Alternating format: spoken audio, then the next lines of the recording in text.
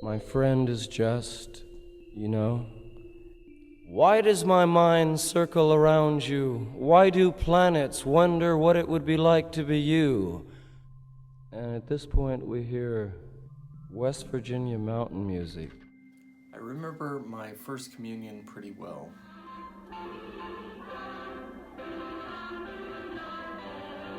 Not that I knew what I was doing, just the event itself.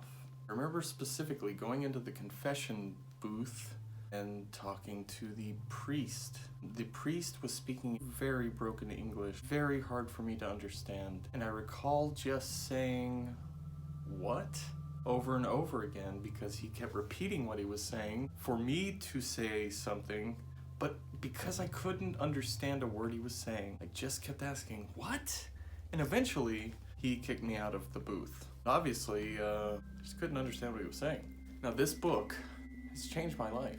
For better, for worse, it has altered the course of my life, as well as many lives through the course of the history of this planet, which is pretty insane. I took a little more literal the words written in this than maybe one should, to the point that I felt called and drawn to attempt, in my feeble mind, to fulfill it.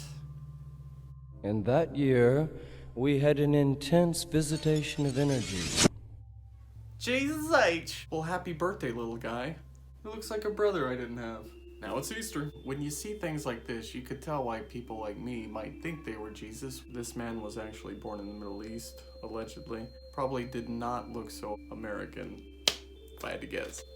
In the right frame of mind, anything is possible in thought, with the right combination of antipsychotics and other stimulants of this world. It's not too far-fetched to see how somebody can gain such a fundamentalist view of one's own belief, especially if they take it literally, which is what I did as I kept reading this book. I think it was 2009. That year, my life just seemed to take such a drastic turn in so many different directions all at once. I had been divorced and moved back for about half a year. That was the year I bought my car, my orange Kia Rio. I also started going to school at Warden County Junior College, and I took courses both online and at the campus. At that same time, I was also working at Be Unique, basically continuing the job that I had started up in Oklahoma, working for my ex-wife's dad, where I laser engraved and did graphic design work for trophies and plaques and shirts in this case. It was interesting. It was a lot of creativity going on. It was also the first year that I interned on a film set, which gave me a broader scope of what it was I wanted to get myself into. Around that same time was when I first started trying to diet. I had gotten pretty hefty up to the point that I remember looking at the scale and seeing my weight at 295 and thinking, if I gain 5 more pounds, I'll be 300 pounds. And that was so disheartening to me because I had remembered a day in middle school of just being much more athletic because I was on the football team. I had come so far from that. And part of that, was the fact that I was eating my emotions relating to what I felt was failure in my marriage and trying to start that life, which just didn't work out for me. One other thing I was sort of getting into pretty heavily at the time were these physics books by Brian Greene. He took such complex ideas related to physics and the mathematics and simplified them for somebody like me to understand, which started to change my perception of reality around me. Due to all the experiences I had had, I was starting to write music, and it was like all of these things were hitting me at once. Part of me came to the realization that I had had this faith through my entire life leading up to this point. Even though it was a constant through my life, I had never quite taken the time to read this book to its fullest. Realized that while I was at church during any given time, we would kind of only go through one particular scripture at a time, and it was never in order. And I decided I wanted to know more about this because it could better help educate me on my own belief and faith. Certainly would help me see the bigger picture for myself and why everyone else sought truth through this book. While I changed my diet completely, and I was starting to read the Bible more and learn more about physics. All of these things in combination were building up within me.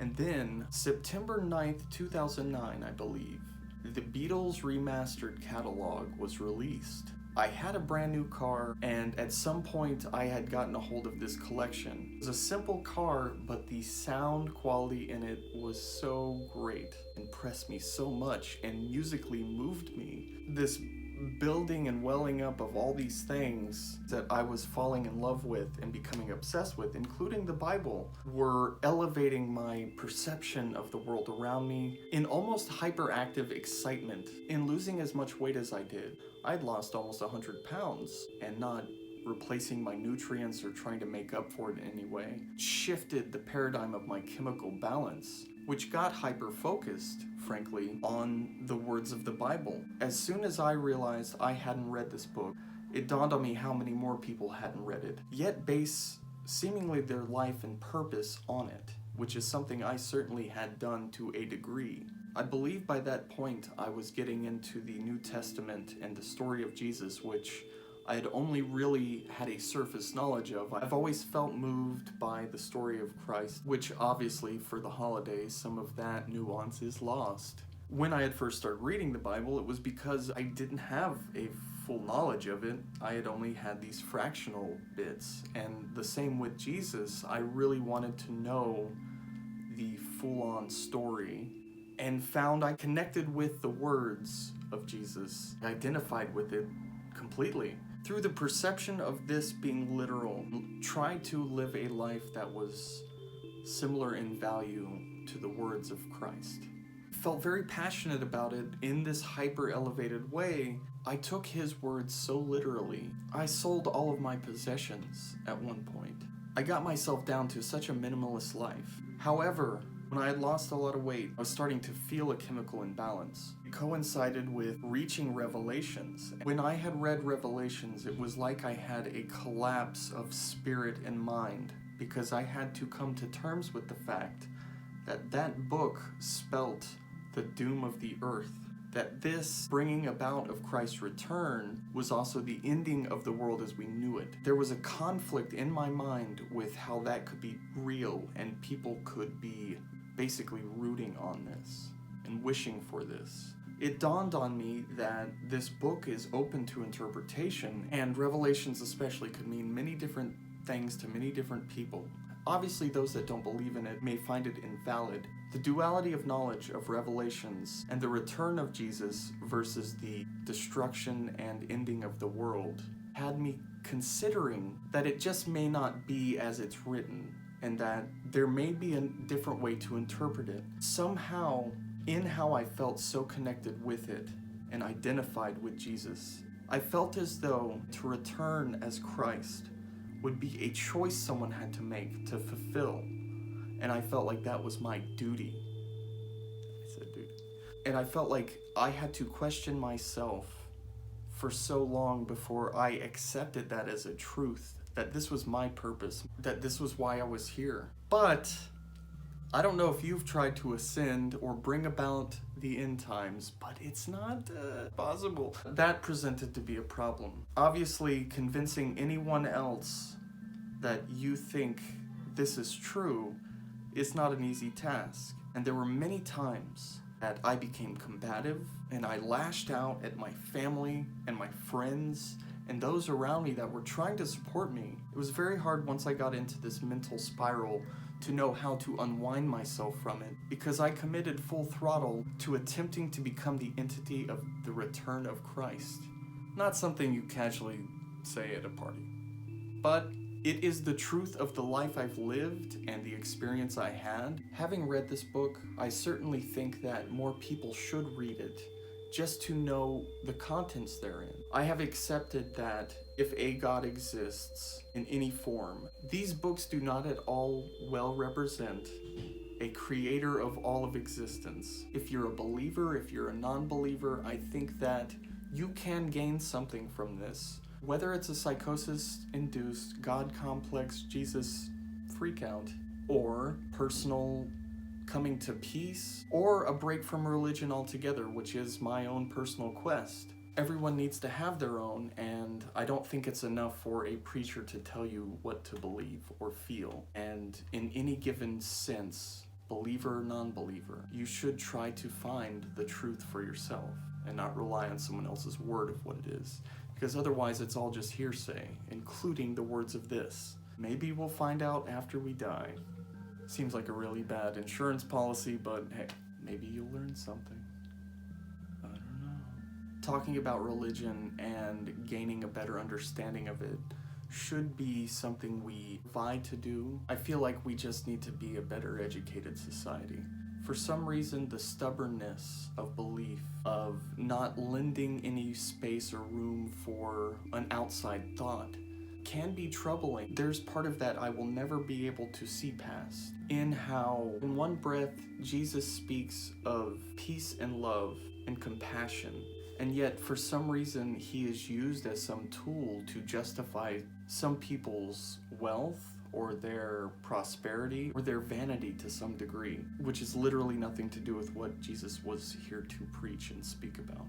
I came to a crossroads at one point where I saw the whole of my actions and the whole of my faith in life and thought, now I had no tangible reason to believe in it. I feel like in some sense it had failed me because it didn't save me from this point of no return, or what I felt like was no return. There was a sense that after I lost my faith that life didn't bear the same purpose or meaning, and it was very hard for me to find that and to see a true reason that wasn't related to this thing I had known all my life.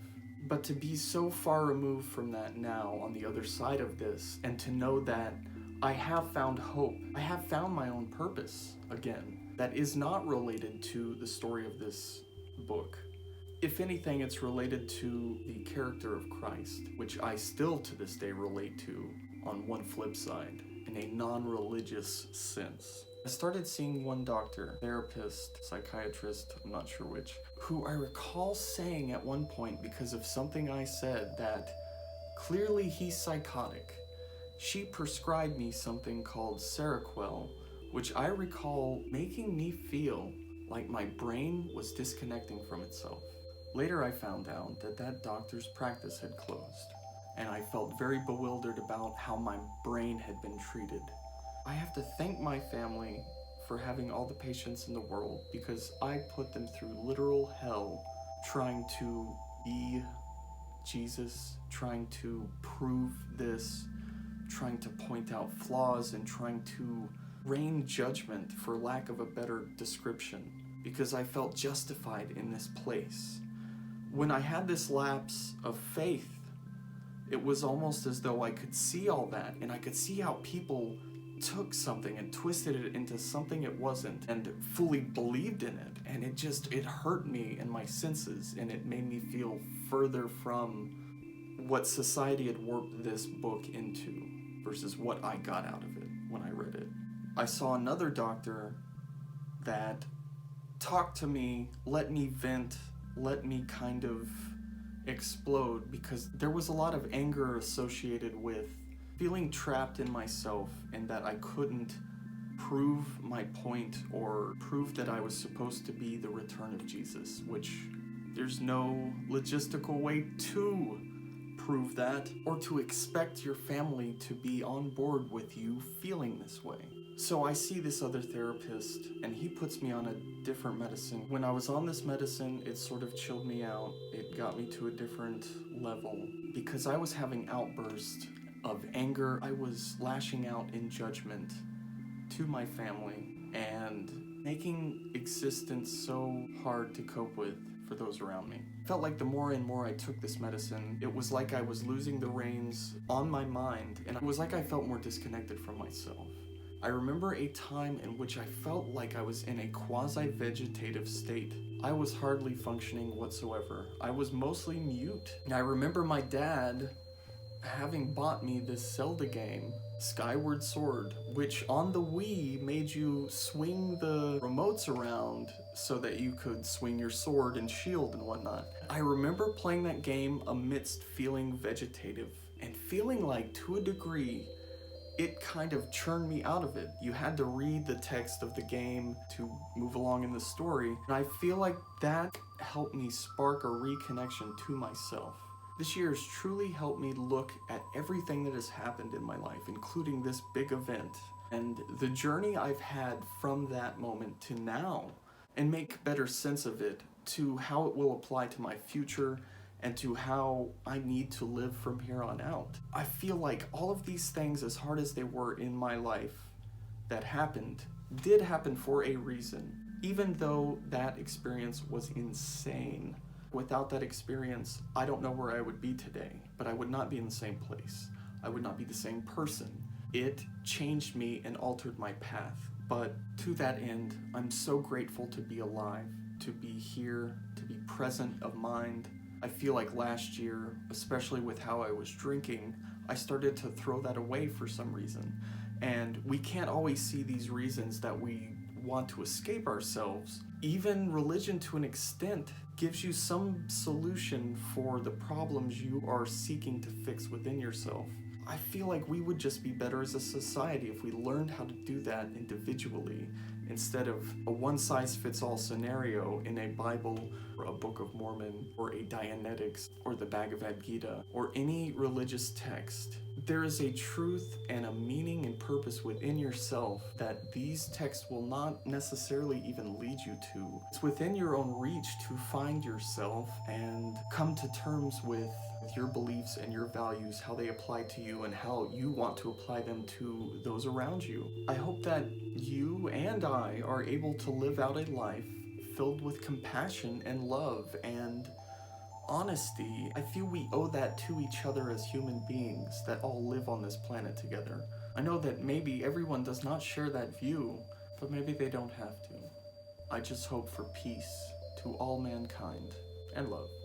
Love is all you need if you give peace a chance, man. Thank you.